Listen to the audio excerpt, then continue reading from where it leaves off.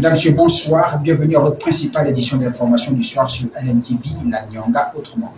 En ouverture, revenons sur les manifestations du 30 août dernier où les marcheurs sont partis de Mouila pour Tchibanga. Objectif, participer au développement de notre nation et surtout être reconnaissant quant à la libération qu'a connue notre pays en 2023. Reportage Elisabeth Guinaboué. Parti de Mouila, le groupe de marcheurs avait rallié Tchibanga à l'occasion de la fête de la libération le 30 août dernier. Une démarche qui visait à marquer leur attachement à cette commémoration et à témoigner de leur soutien aux initiatives du président de la République. En rappel, ces vaillants marcheurs ne sont pas dans leur première initiative du genre. Le 30 août 2024, la même marche avait été organisée, cette fois de Lambaréné pour Libreville. Le but de notre marche est basé dans l'esprit de la libération. Étant donné que nous sommes rentrés dans la 5e République, il y a un groupe de compatriotes qui avait marché une fois entre Mouila et Libreville. Ils ont été reçus par le président de la République, son Excellence, Brice Clotaire Oligui Nguema. Ces jeunes compatriotes avaient fait honneur et continuent à faire honneur. Cela fut encore un plaisir de voir ces mêmes compatriotes qui ont marché de Mouila jusqu'ici à Tchibanga. L'honneur m'est été choix d'aller les rencontrer, les recevoir au sommet de la colline, à la pancarte Bienvenue à Tchibanga, où nous avons tous cheminé ensemble, la main dans la main, dans le sens de dire merci et bienvenue au président de la République et rassurer encore au président de la République que les jeunes, les Gabonais, la Nyanga, le Gabon tout entier a un amour aussi particulier. Nous voulons véhiculer à travers cette marche, c'est tout simplement un signe de reconnaissance. Une reconnaissance envers le président de la République pour avoir redonné de la dignité au peuple gabonais à travers le coup de libération qui s'est effectué le 30 août 2023 sans effusion de sang. Aujourd'hui, tous les Gabonais, où que ce soit à travers le monde entier, à travers les 4 points cardinaux du monde entier, en passant par le centre, sont fiers d'avoir retrouvé leur dignité. Donc cette marche a été également effectuée dans le but de faire comprendre aux Gabonais et aux Gabonaises ô combien de fois nous sommes reconnaissants envers le président de la République pour avoir libéré le peuple gabonais de tout ce qui faisait sa honte et sa chute. Un geste symbolique qui avait illustré l'attachement des populations aux valeurs de la libération et leur volonté d'accompagner pas à pas la vision du chef de l'État. On parle également de l'aménagement des voies secondaires de la commune de Tchibanga. Vous le savez, à l'arrivée du président de la République sur le tronçon Petit-Mbolo-Disco-Mikanda, des engins y sont rentrés. Juste après le départ du président, malheureusement, plus rien. Suivons ce reportage et que pensent les populations face à la situation. C'est lors du récent séjour du président de la République dans la Nyanga qu'un engin est passé par là pour gratter cette voie qui mène du marché de Dan pour Disco Mikanda. Juste après le séjour du président de la République, plus rien. Les engins ont disparu, laissant ces tas de gravier et cette petite décharge à l'abandon. Une situation que condamne la population. Parce qu'on ne veut même pas que la population jouisse de ce que l'État veut faire pour cette population. Regardez un peu là, lorsqu'ils ont gratté là. Là-bas, il y aura toujours des inondations. À maintes fois, toutes les parcelles là sont inondées par l'eau. Regardez. Jusqu'à la sortie, là où est le pauvre Achille, le Camerounais, rien n'est fait. Il faut qu'ils enlèvent et qu'ils arrangent bien ce tronçon-là, cette partie de la route.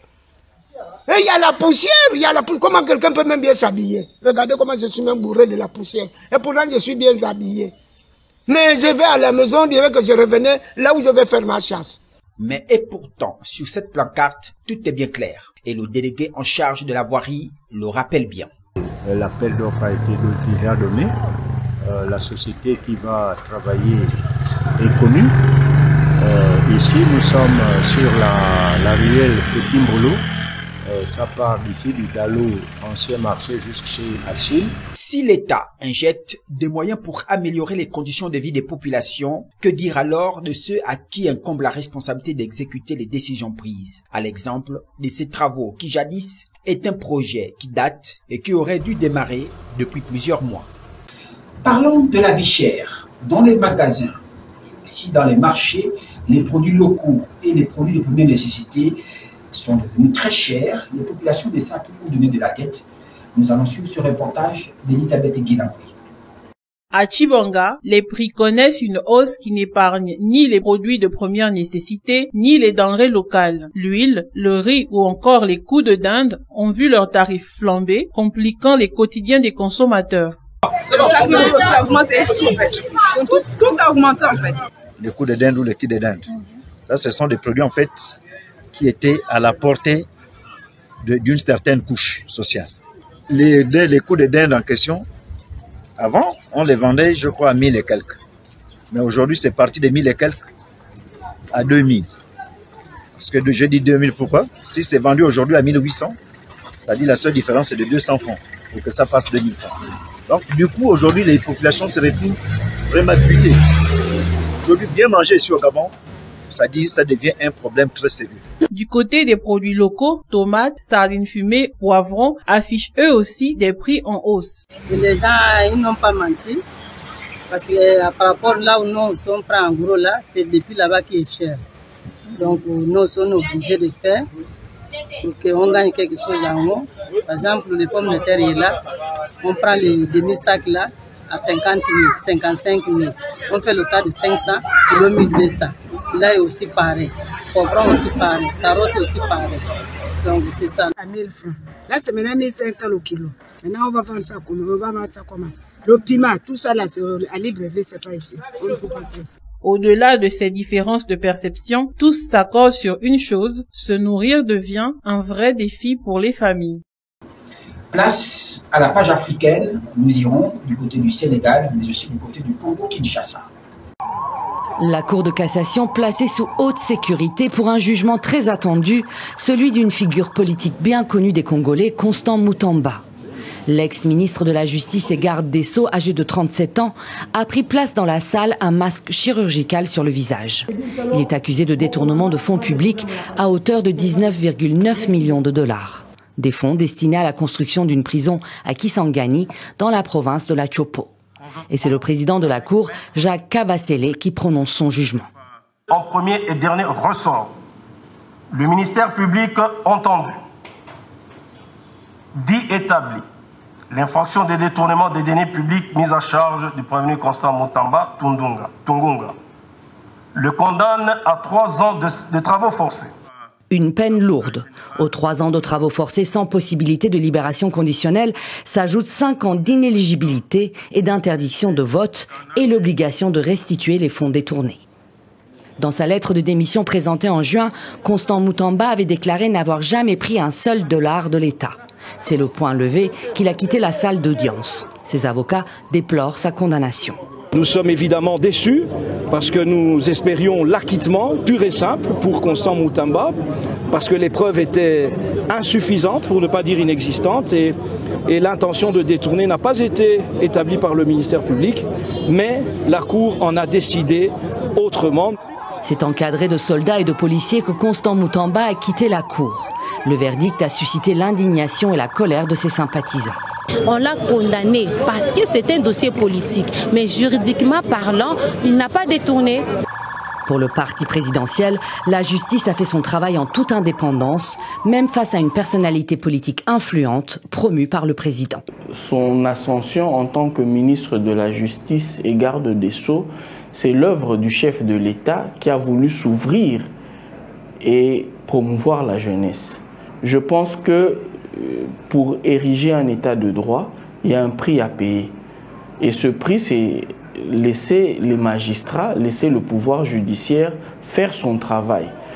Jeune et charismatique, Constant Moutamba s'était fait remarquer par ses déplacements médiatisés à la prison de Makala et ses prises de position pour redresser la justice congolaise qu'il qualifiait de malade. Au final, le jeune ministre de la Justice n'aura fait qu'un passage éclair au gouvernement.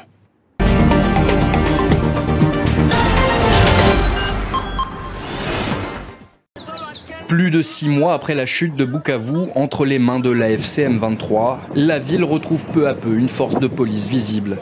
Ce mardi, le gouverneur nommé par la rébellion a présenté à la presse les nouveaux responsables de la police locale, désormais sous contrôle de l'AFC M23. On vient de vous doter d'une force de police formée, équipée et disciplinée. J'ai accompli ma part en tant que gouverneur. Je vous invite à accomplir la vôtre en tant que peuple soucieux de vivre en sécurité. Ces policiers, certains anciens ralliés au M23, d'autres fraîchement recrutés, seront déployés dans tous les quartiers de Bukavu. Leur mission, ramener une sécurité de proximité là où les militaires faisaient jusqu'ici régner l'ordre.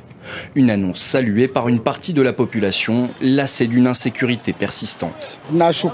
Sincèrement, je dis merci de voir cette police arriver, car nous les attendons avec une soif pour la sécurité. Les gens souffrent à cause de l'insécurité, à cause des voleurs. Autre mesure marquante, l'extension des horaires d'ouverture de la frontière Ruzizi 1 entre la RDC et le Rwanda. Le poste fermera désormais à 20h, facilitant les échanges transfrontaliers dans une zone où les tensions restent vives. Mais sur le fond, les défis sont conséquents. Experts et analystes s'interrogent sur la capacité de cette police à faire régner l'ordre dans un contexte militarisé et instable. La police doit être proche de la population, la police doit être équipée et doit être soumise à l'autorité civile. Comment la police devra être une police de proximité dans une dynamique de guerre? Ce sont des défis très très sérieux.